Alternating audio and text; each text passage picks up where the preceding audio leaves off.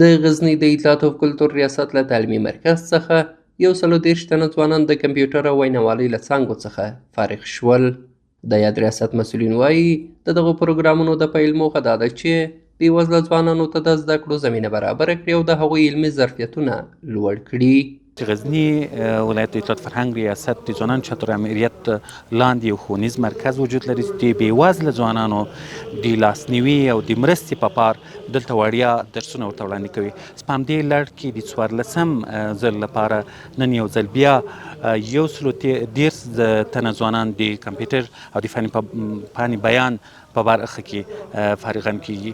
دا کورس په ټوله کې د هغه بېوزله ځوانانو لپاره دی چې هغوی نسي کولی په ښار کې په لوړو پیسونو باندې زده کړې وکړي. فارغ شوي ځوانان هم د زده کړو د زمینې له برابرېدو خوښ دي او په راتلونکي کې د لا زیاتو علمي او تعلیمي فرصتونو د رامنځته کېدو غوښتنه کوي. با فن بیان را آغاز کردیم. سخنرانی خودتر نمیتونستیم. فن بیان برای تمام افراد جامعه معاصر است، از دکاندار گرفته تا یک شخصی که دکتر است. اگر یک دکتر فن بیان خوب نداشته باشه نمیتونه مریضا را قناعت کسب کنه.